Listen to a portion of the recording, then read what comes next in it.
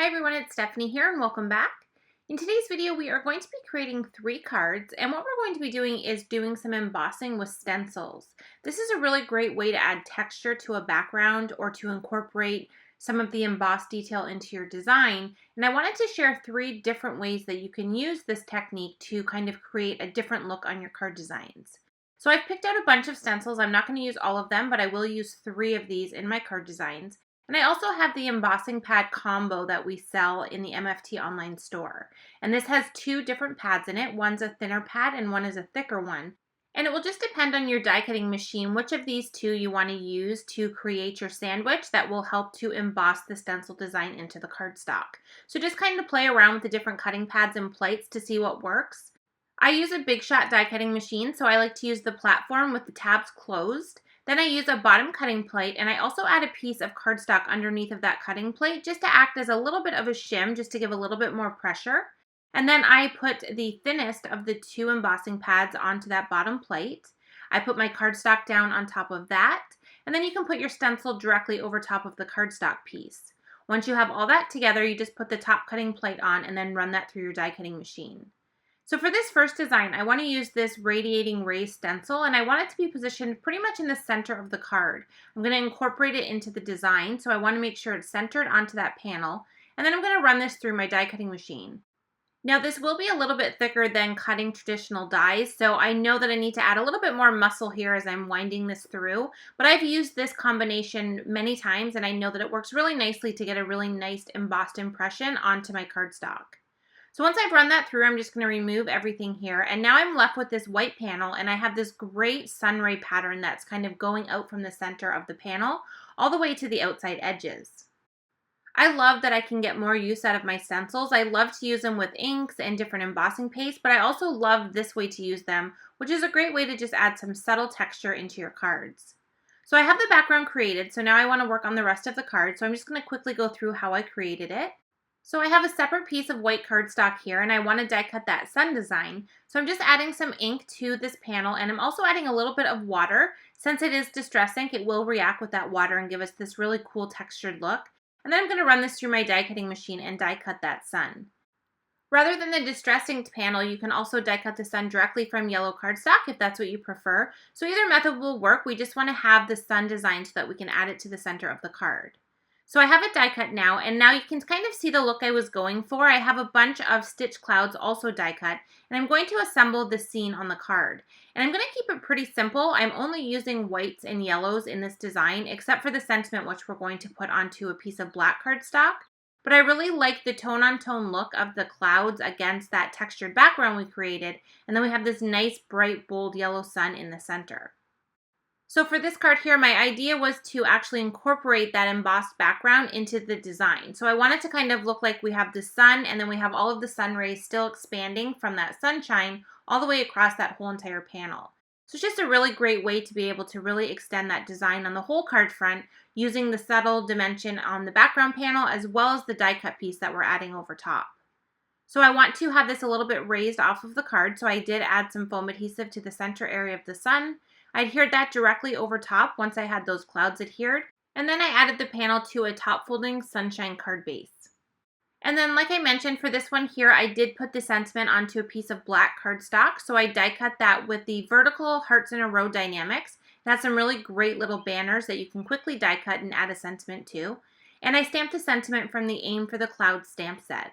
I heat embossed it with white embossing powder, and then I finished off the card with some pretty pink posh yellow gems. I love the look of the iridescence to these gems, and I think it really added to the overall look of the card and just added a little bit more detail since we did keep it simple in color. Okay, so now we can move on to card number 2, and for this one here we are going to be doing an entire background once again with the stencil.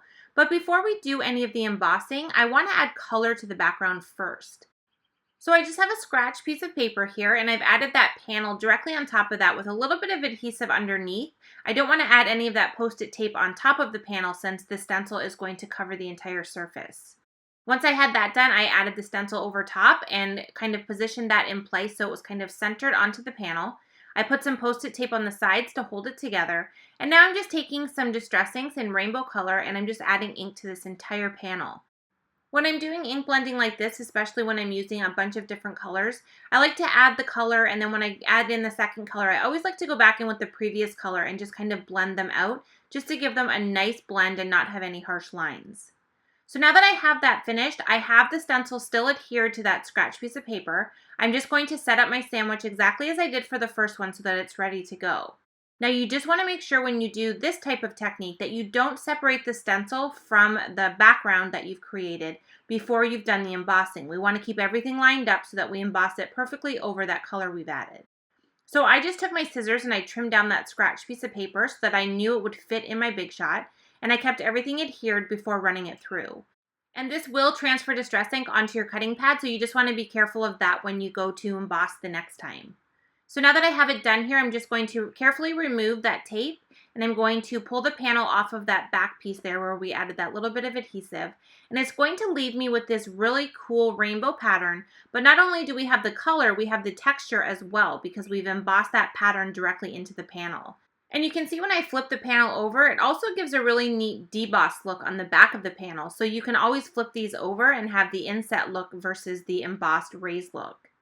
So now I'm just turning this panel into a finished card. So I've added the panel to a white piece of cardstock, and then I'm adding this to a raspberry card base. I love the bright pink color in behind, and that little bit of white that we added behind the panel just really helps to separate that pattern. For the sentiment on this one, I stamped out my sentiment onto a black cardstock piece that I had die cut with the horizontal hearts in a row Die-namics, and I used a sentiment from the Anything But Basic Friendship stamp set. I layered that onto a strip of black and white striped pattern paper, and then also put a little bit of vellum underneath of that to really help separate that sentiment area from the colorful background. I trimmed it down and I just added some liquid glue on the back, and now I'm just going to adhere this directly over that finished panel. For this one here, I really wanted to keep it very simple. I really love the background with all of the color and that embossed detail, and I really wanted to let that be the star of the show. So I just wanted to add a simple sentiment, and then I also added some gems to this one as well. And for this one, I used a bunch of different colors and kind of let the gems go in rainbow order as well, just to kind of play on the design that we put on the background. So now with this one, we have this really great embossed effect that also has the color included. So now on to the last card. This one here is just using that embossing detail to create a background that we can use on our card. So this is a great way if you want to create a clean and simple card and have a lot of white space. This just adds a little bit more detail to it, but leaves the card very simple when it's finished. So I didn't go through the embossing of this panel since it was the exact same as the first two cards, but once I had that embossed, I also did my sentiment, which is Friends Forever from the Heart stamp set, and I stamped and colored some really cute puppy images from the Canine Companion stamp set. So for this card design, I want to have the sentiment banner kind of going out towards the center of the card, and then I want to have the three puppies together with that sentiment banner. So I added the first little guy there onto the banner with some foam adhesive, and I'm just going to adhere this directly to this panel. I just used some liquid glue. I wanted that to be adhered straight down onto the panel. And then for the second two puppies, I want to have them kind of look like they're in behind that banner. But since I already have it adhered to the card, I'm just going to use my scissors and trim off the bottom area of those two puppies. And then when I add them to the card, they're going to line up directly with the top of that banner, and it will look like they're actually tucked in behind there. So I used the same liquid glue to adhere both of these onto the card, and once I have those in place, I'm just going to use my scissors and trim off the rest of that banner on the left side there that we don't want to have on that panel. I'm adding the finished panel to an A2 size card base, which is 4 1/4 by 5.5 inches, and I cut that from Summer Splash cardstock to match the little bows that I have there on that one little puppy. So I'm just going to add this on here, and we get that great border around the outside edge since we had already trimmed down that panel before we embossed it, and that is going to finish this basic card design. I did decide to add a little bit more dimension to this one since we did keep it pretty simple. So I did add a few clear gems kind of scattered around that sentiment banner and those little images. So that is going to complete our third card where we use the stencil to create an embossed background, which is a great way to dress up a clean and simple card and just add a little bit more detail rather than just having a simple plain white card base. Okay, so we have 3 finished cards now, and we've used the stencil with the embossing to create different looks on each card. We have this one here where we did the background with the paw prints.